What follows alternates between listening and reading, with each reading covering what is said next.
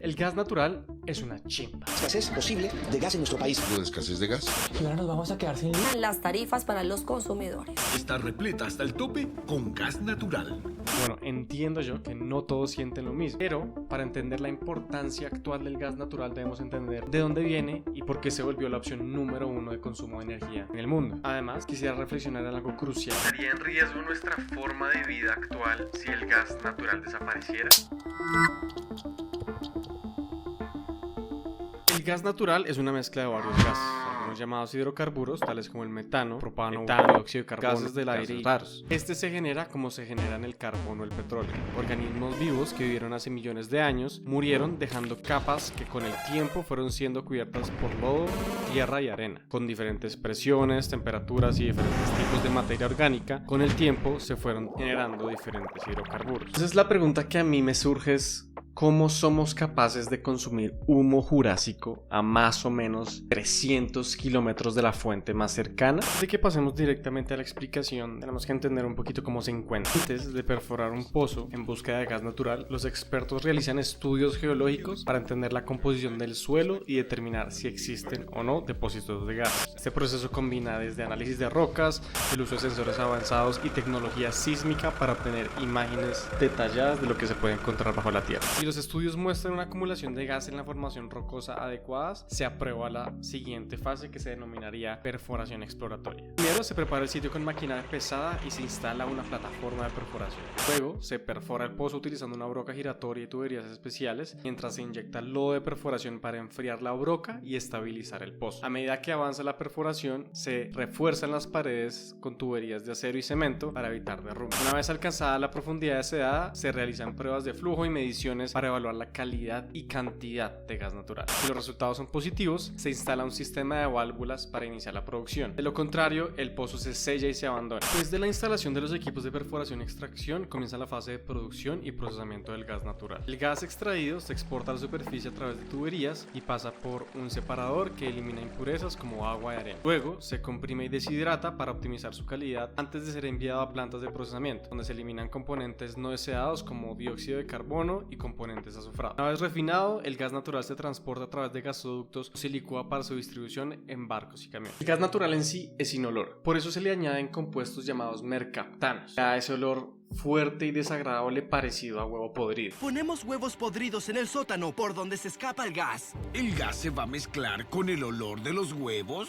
¿Y si hay una fuga? Olerá a huevo podrido. Ahora sí podemos retomar el proceso del gas hacia mi casa. Una vez ha sido procesado y odorizado, comienza su viaje hacia hogares, industrias y comercios a través de una red de gasoductos. Para mantener su presión y garantizar que llegue a su destino, el gas pasa por estaciones de compresión, donde se usan potentes compresores para impulsarlo a largas distancias. Cuando el gas se acerca a su destino, pasa por estaciones de regulación, donde se reduce su presión antes de ser distribuido a diferentes tuberías más pequeñas, donde finalmente llega a consumidores para estar listos al encender una estufa, calentar agua o alimentar procesos industriales. Ay, qué trabalengua. Para comprender el panorama completo del gas natural es importante entender quién está involucrado en ese proceso para que yo pueda calentar una taza de agua panela. Básicamente la cadena de entrega del gas tiene 4 etapas: generación, transporte, distribución y comercialización. La generación ya la vimos y es todo proceso para poder extraer gas natural. Aquí y en la coyuntura actual es muy importante. También entra en consideración las empresas de generación se encargan de gasificar el gas licuado importado. La etapa de transporte abarca el Sistema Nacional de Transporte, básicamente todas las tuberías desde que el gas es entregado por el generador hasta que se recibe en entradas a grandes ciudades o grandes consumidores. Finalmente, la etapa de distribución es la microentrega de gas natural a todos los usuarios dentro de la ciudad. La etapa de comercialización, como su nombre lo indica, no es una post-etapa a la distribución, sino que permite que empresas puedan comprar grandes cantidades de gas natural a los productores para venderlas a los usuarios finales, tal como lo hace Vanti con mi factura de gas natural todos los meses. Ahora, el gas no solo se utiliza en los fogones de nuestras casas, se puede utilizar industrialmente para generar energía eléctrica en grandes termoeléctricas, se puede utilizar como combustible en vehículos adaptados para el uso de gas natural, en la industria, entre muchas otras aplicaciones, para la producción de fertilizantes, por ejemplo. Y aún así, con todo lo positivo que tiene, su seguridad, su importancia para la vida actual, su facilidad de acceso, su baja afectación directa a la salud, hay cosas que no son tan buenas. nuevo. Principalmente diría que hay dos grandes problemas y unos no tan grandes o no tan explorados. Grandes, el abastecimiento finito y los efectos de gas invernadero, y los no tan grandes, los riesgos a la salud que trae su uso, que no son muy conocidos y que creo que son un poco ignorados, ya que relativamente es mucho mejor usar gas natural que madera, carbón o cocinol, por ejemplo. Lamentablemente, como el gas natural se genera en intervalos muy largos de tiempo, es imposible que a la tasa que consumimos gas actualmente se pueda reponer de forma natural. Por ejemplo, Colombia consume 1057 gigabtus por día de gas natural y crece aproximadamente a 4% anual. Para que se hagan una idea, esta cantidad es suficiente para calentar 7032 millones de tazas de agua panela todos los días. La Agencia Nacional de Hidrocarburos establece que las reservas de gas en el país vienen en caída desde hace unos años, pero en los próximos años llegarán a niveles críticos, niveles donde solo la importación puede hacer palanca al desabastecimiento de la molécula. Claro, existen otros pozos todavía no en proceso productivo que se pueden poner a trabajar, por ejemplo el recientemente nombrado proyecto Sirius 2 con 6 terapies cúbicos, unas 3 veces la cantidad de gas que tenemos hoy en día, pero el tiempo necesario para ello no alcanza a cubrir una demanda inmediata. El otro gran problema es la cantidad de emisiones asociadas a su uso.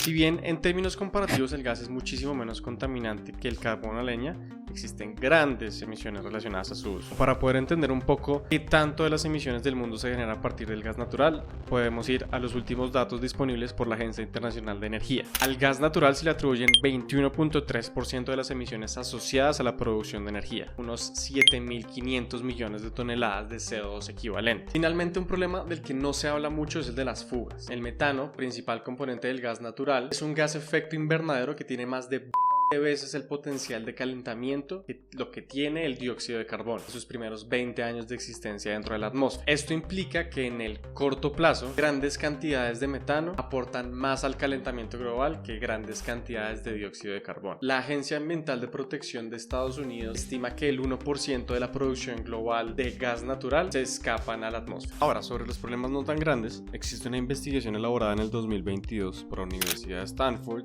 en 53 casas de California. Esta apunta que las estufas no solo liberan aproximadamente el 1% del metano usado directamente a la atmósfera, sino que también emitían óxidos de nitrógeno proporcionales a la cantidad de gas que se libera. Es malo para su salud. La buena noticia es que podemos evitar la exposición a óxidos nitrosos ventilando apropiadamente, encendiendo el extractor instalado en la cocina. La mala es que no hay mucho que se pueda hacer por las emisiones pasivas de metano. En mi opinión, todavía falta realizar más investigación para llegar a conclusiones sólidas. Aquí es importante abrir una pequeña ventana y revisar que el gas natural no es un sistema aislado de nuestra economía. Con el tiempo se vuelve más difícil encontrar nuevo gas, es muy costoso extraerlo y si se agotan las fuentes que tenemos actual, es más costoso importarlo. No puedo pagarlo, es demasiado. Tomamos por ejemplo el caso de Colombia. Las fuentes locales se están agotando y el país consume lo mismo. ¿Qué sucede entonces? ¿Cómo afecta esa importación el precio de mi taza de agua panela? Pues en este caso particular nos la dejaron muy fácil, porque recientemente se han reportado incrementos significativos en las tarifas del gas natural en Colombia. Globantí, una de las principales distribuidoras del país, anunció un aumento del 36% en las tarifas para sus usuarios a partir de febrero del 2025, argumentando mayores costos en el suministro y la necesidad de incorporar gas importado al mercado. Esto implica que mi taza de agua panela cambia de 22 pesos por taza a 29 pesos por taza, que es un aumento gigantesco. Mi factura, por ejemplo, llegaba en 10.000 pesos, mi siguiente factura va a llegar en casi 14.000 pesos. Por lo menos en escala hay que tener en cuenta que la variabilidad del gas nos afecta y nos afectará por mucho tiempo.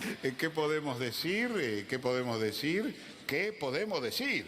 El balance del gas me parece que en general ha sido muy positivo. Es una fuente estable y confiable de energía, es mucho más seguro que sus alternativas, es muy versátil y está muy bien regulado. Tiene sus problemas, seguramente, pero con un poco de innovación e imaginación, creo podríamos llegar a un gran punto en la escala universal energética. Ahora, ¿qué pasaría si les dijera que podríamos tener un suministro de gas cuasi ilimitado, en teoría, mientras sigamos existiendo, y que el precio de ese gas me entregaría una tasa de 0 pesos?